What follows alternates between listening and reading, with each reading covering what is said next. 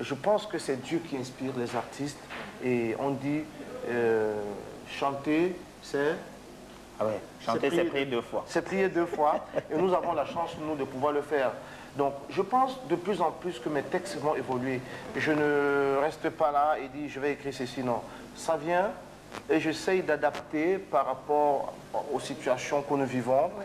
J'essaye de regarder, nous sommes des peintres, je l'ai dit tout à l'heure de la société. Il est important que les artistes, au lieu de chanter seulement pour danser, puissent sortir des messages qui peuvent aider quand même, surtout pour la jeunesse. Là, je viens de réaliser un dernier clip sur Eva, où je pense que c'est pas seulement avec le bâton qu'on doit éduquer les enfants. J'ai fait exprès de faire cette chanson en un rythme très langoureux pour chatouiller tout doucement et faire passer ce message selon lequel il ne faut pas que la jeunesse se leurre de voir les autres dans les grandes voitures et voilà, vivre toutes les extravagantes qu'ils voient à la télé et par-ci et se mettre à copier cela. Non, chaque chose a son temps. À un moment donné, tout à l'heure tu as dit chanter c'est prier 2 fois. Il s'est dit aussi que la musique raccourcit les nerfs.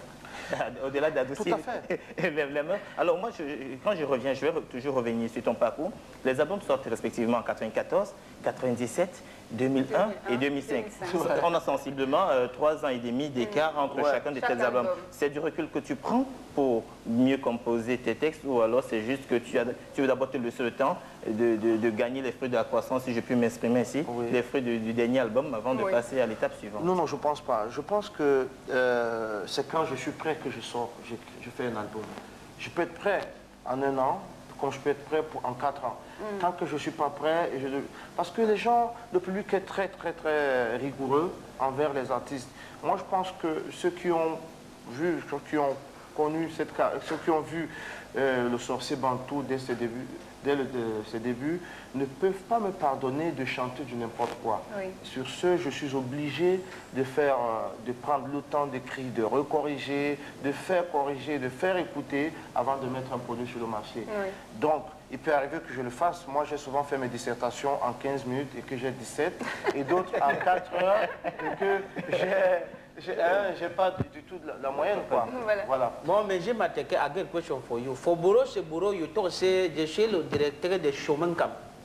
Est-ce que you give bolo for people? La Showmancam. Pour Showmancam.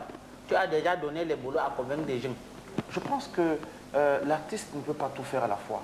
Le fait déjà d'interpeller ces gens-là qui sont concernés à pouvoir donner du boulot, à créer cette ambiance, parce que la jeunesse est un peu perdue. Hein?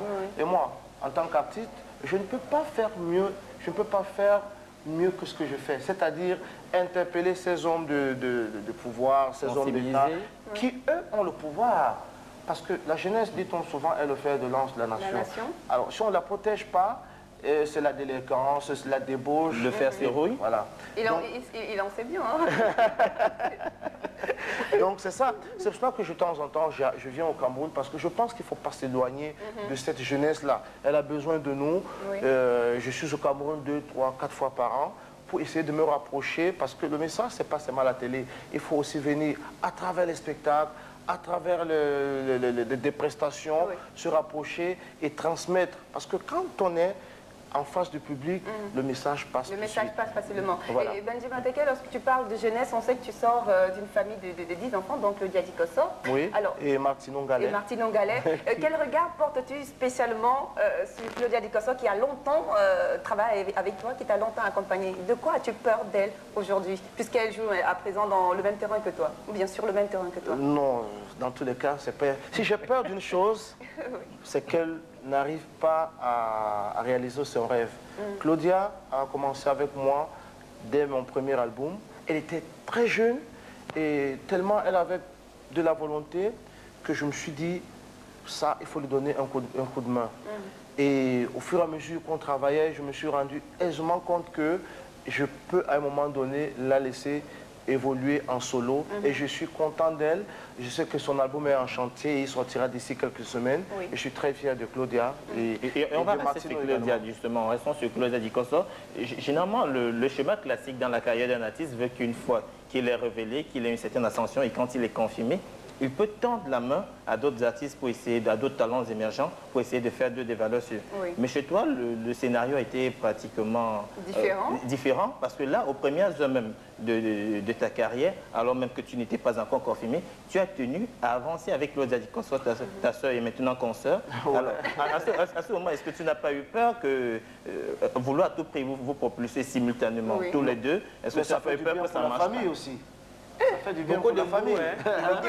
Voilà, donc, non, je pense que ce serait une autre personne, un autre jeune qui serait venu auprès de moi, que j'aurais fait la même chose, quoi. C'est vrai que les liens de sang sont des liens qu'on ne peut pas du tout dissocier, mais c'est la volonté qui compte.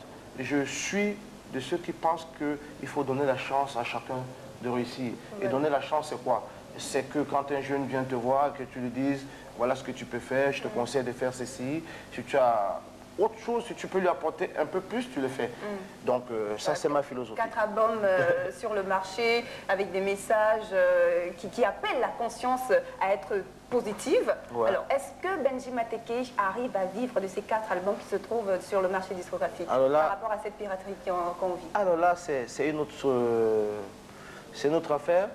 J'aime pas trop revenir dans cette histoire de piraterie parce que tout le monde sait. Aujourd'hui, ce que j'ai envie de faire, c'est de faire plaisir au public.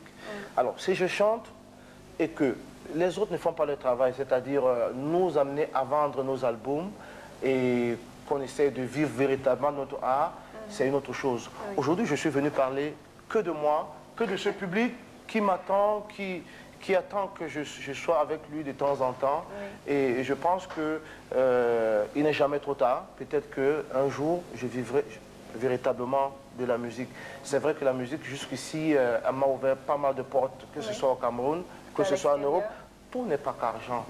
On peut, à travers de la musique, avoir gagné beaucoup de choses encore. Mais Dieu m'a dit que tout à l'heure, tu as dit que quand je viens au Cameroun, ça veut dire que tu es en Europe.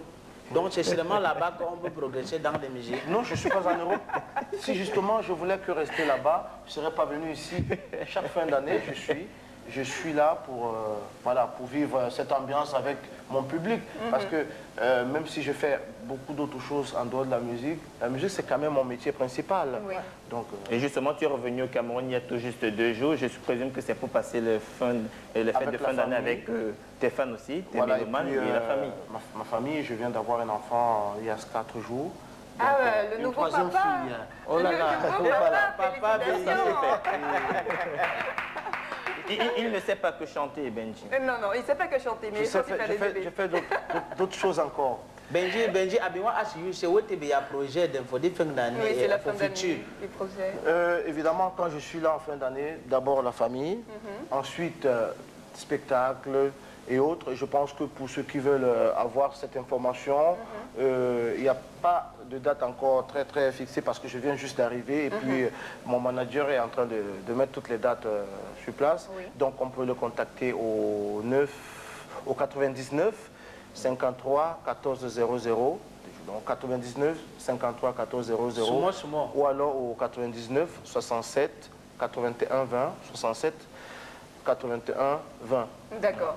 Et puis on pourrait peut-être dire rapidement, ton dernier album, quel est le feedback que tu as de ton dernier album? Boulot c'est Boulot, c'est vrai qu'il est paru en 2005 et jusqu'à présent tu lui consacres toujours la plupart de tes concerts. Oui, mais c'est ça. Ça veut dire que les fruits continuent de tomber. C'est ça, on ne fait pas. Moi je ne fais pas un album pour 6 mois. Je fais un album qui va vivre toute la vie.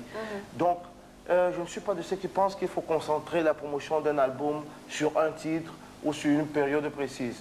Je suis de ceux qui pensent qu'un album est fait pour vivre pendant longtemps et c'est pour cela que je reviens avec un nouveau clip pour présenter aux Camerounais qu'il n'y a pas que Boulot, c'est Boulot. Comme il parlait des nouveaux clips, ça veut dire qu'on va voir. On va regarder ce clip. C'est Eva justement le titre. Voilà, Eva. Et de quoi est-ce que tu parles exactement dans cette chanson? C'est ce que j'ai expliqué tout à l'heure, j'interpelle cette jeunesse qui est exposée à cette vie de débauche, à cette vie où tout le monde est en cigare, tout le monde est en costard.